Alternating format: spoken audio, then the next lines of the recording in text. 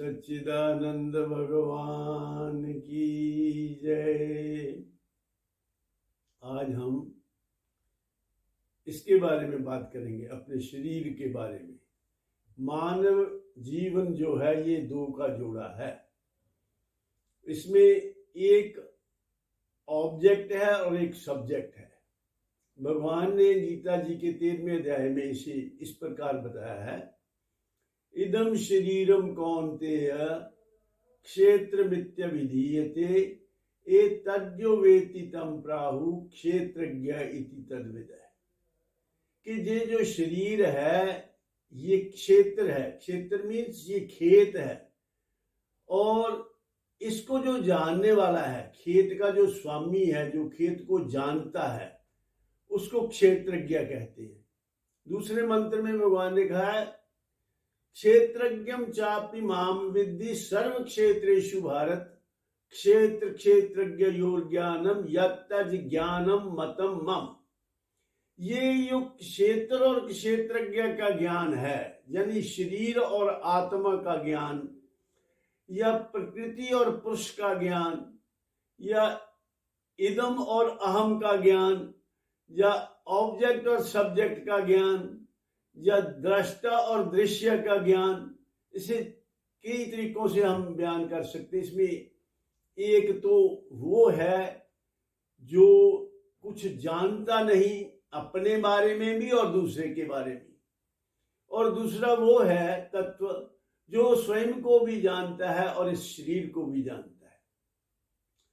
इसको एक को भगवान ने इदम कहा है, इदम शरीरम कौन्तेय। इदम का मतलब होता है ये, जो स्वयं के समीप हो वो इदम, स्वयं ना होकर जो स्वयं के समीप हो वो इदम। जैसे हम कहते हैं ये बुक, ये बुक मीन्स बुक मुझसे डिफरेंट है। ये बुक मुझसे अलग है, ये मेरे करीब है, मैं नहीं हूं। इसी प्रकार सब चीजें जो अपने समीप हैं, शरीर के समीप हैं या स्वरूप के पास है, उसको हम इदम कहते हैं। तो इदम शरीरम कौन्तेय, शरीर को भगवान ने इदम कहा है। इदम मीन्स ये शरीर किसी के करीब है। किसके करीब है? जिसके करीब है उसको अहम कहा है। और दूसरे मंत्र में ये कहा है कि क्षेत्रज्ञम चापि माम विद्धि सर्व क्षेत्रेषु भारत, सभी क्षेत्रों में क्षेत्रज्ञ मैं ही हूं। यानी सभी शरीरों में भगवान ने कहा है मैं क्षेत्रज्ञ के रूप में सभी शरीरों में वास करता हूं। यानी हमारे तुम्हारे और सब भूत प्राणियों के, प्राणी जिसमें प्राण है वो प्राणी, सभी प्राणियों में परमात्मा क्षेत्रज्ञ के रूप में अवेलेबल है, उपस्थित है, उसका वास है वहां। इसीलिए कहते हैं एक नूर से सब जग उपजे, कौन पले कौन मंदे। तो ये एक ही नूर से मतलब ये, इसका मतलब ये है कि सबके अंदर एक ही नूर है। एक ही नूर मीन्स एक ही आत्मा है। आत्मा कह लें या उसको हम क्षेत्रज्ञ कह लें, या उसको हम पुरुष कह लें, या सब्जेक्ट कह लें, कुछ भी नाम दे लें, इसका मतलब सिर्फ यही है कि ये दोनों अलग अलग तत्व हैं। एक वो है जो दूसरे के करीब है, एक अहम है और दूसरा इदम है। इदम है शरीर, इदम शरीरम कौन्तेय क्षेत्र मित्य। इसको क्षेत्र क्यों कहा? क्षेत्र इसलिए कहा भगवान ने कि ये क्षेत्र से ही तो बना है, खेत से ही तो बना है। ये खेत में से जो उपज आई, जो उसमें से अनाज मिला, उसमें से सब्जी मिली, उसमें से फल, जो भी खाने वाली ईटेबल्स जो मिली, उसको हमारे माता पिता ने खाया, उससे उनका खून वीर्य रज सब बना, और उसके दोनों के संयोग काल से हमारे शरीर में, माँ के शरीर में हमारे शरीर का बीज पड़ा, उसी से फिर डेवलप होकर हमारे तुम्हारे सबके शरीर बने। तो इसलिए ये खेत से ही बने हैं, और खेत से ही ये पले बड़े हैं, और अब भी खेत से ही इनका परवरिश हो रही है।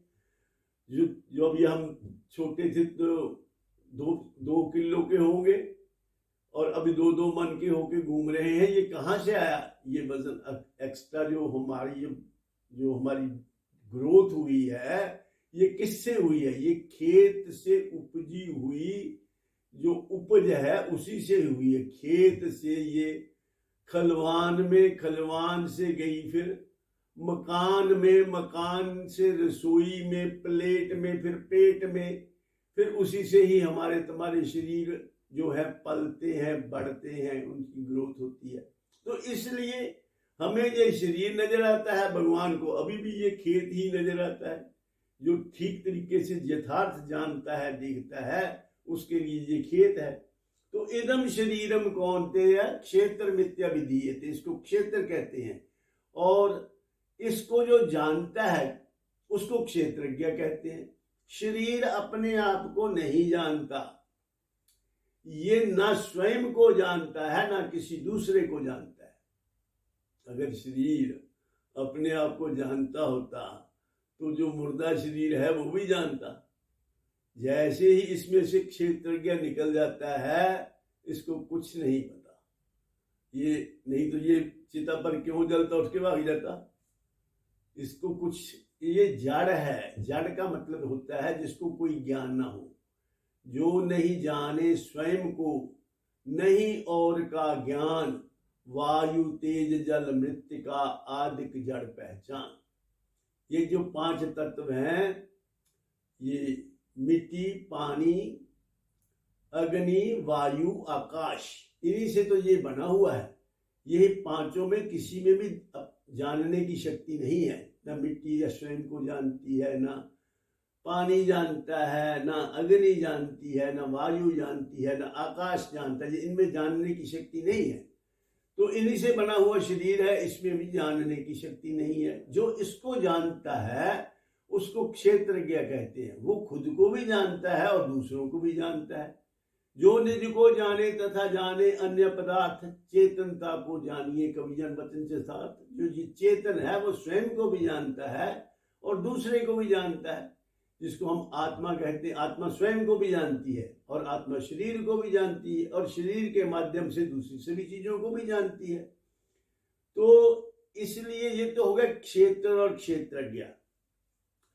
इन दोनों के फर्क को जो जानता है वो ही ठीक ठीक जानता है, और उसको जानना बहुत जरूरी है। इन दोनों को फर्क को समझे, इदम और अहम के भेद को जाने। इसके लिए भजन में अहम इदम का भेद कोई कोई जाने रे, सब नहीं जानते, कोई कोई जानता है। अहम इदम का भेद कोई कोई जाने रे, अहम इदम का भेद, अहम इदम का भेद निराला, जो जन जाने सो जन आला। जो इस भेद को ठीक ठीक जानते हैं, अनुभव में लाते हैं, फिर लोग उनके पांव को पकड़ते हैं। वो फिर सुपरमैन हो जाते हैं, गॉडमैन हो जाते हैं। उनको तत्ववेत्ता पुरुष कहते हैं, उनको सिद्ध पुरुष कहते हैं। अहम इदम का भेद निराला, जो नर जाने सो नर आला। रहे न मन में खेद, जो जन जाने रे, अहम इदम का भेद जो जन जाने रे। इदम सदा परिवर्तनशीला, अहम इदम की देखे लीला। अहम अखंड अछेद, जो कोई जाने रे, अहम इदम का भेद कोई कोई जाने रे। अहम स्वयं साक्षी अविनाशी, सतचित आनंद सुख की राशि।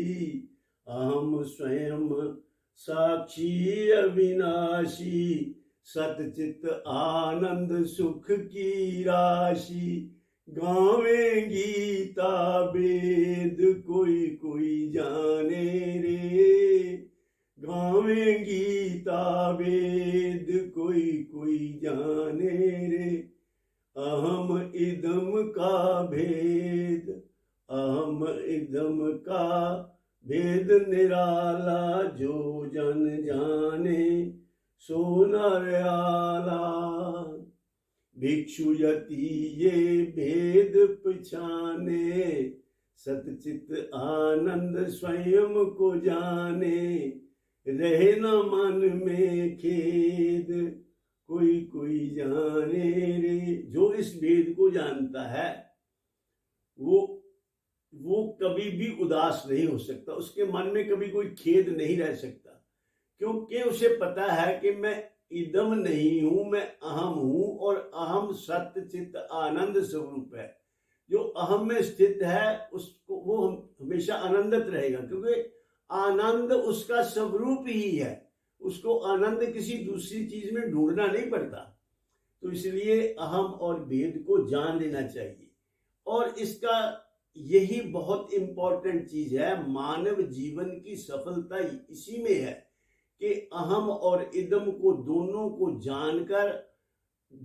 को जानकर जिसके साथ जैसा व्यवहार करना वैसा करे। इदम के लिए संसारिक व्यवहार, शरीर के लिए यथा योग व्यवहार करना चाहिए, इसका भी ध्यान रखना चाहिए, क्योंकि ये इदम जो है ये व्हीकल है, इसके माध्यम से ही हमने जीवन यात्रा करनी है, और इसके माध्यम से हमने अहम तक पहुंचना है। तो इसलिए इसका भी यथा योग ध्यान रखना है। और अहम के लिए ही तो इदम है, अहम को इदम मिला हुआ है as a tool, as a vehicle, तो इसका उपयोग करना है। तो इसलिए दोनों के फर्क को समझकर जो जीवन यात्रा करता है, और अंतकाल में भी प्राण छोड़ते वक्त इदम जो है, जो इदम को जब छोड़ के अहम जाता है, तो उसको ये पता होना चाहिए कि मैं नहीं नाश हो रहा, मैं नहीं मर रहा, मैं इससे संबंध विच्छेद कर रहा हूं सदा के लिए। क्षेत्र क्षेत्रज्ञ योरेव मंत्रम ज्ञान चक्षुषा, भूत प्रकृति मोक्षम च ये विदुर्जान्ति ते परम। ये गीता जी के 13वें अध्याय का लास्ट मंत्र है। तो भगवान ने बताया कि इस भेद को जो जानकर, अहम और इदम के अंतर को जो जानकर शरीर को छोड़ता है, उसका पुनर्जन्म नहीं होता, वो मुक्ति को प्राप्त हो जाता है। तो इसलिए ये बहुत इंपॉर्टेंट है, अहम और इदम को अलग अलग जानना, और अहम को परमात्मा का अंश, परमात्मा ही अहम रूप से हमारे तुम्हारे शरीरों में क्षेत्रज्ञ के रूप से या आत्मा के रूप से वास कर रहा, उसको बाहर ढूंढने की जरूरत नहीं है।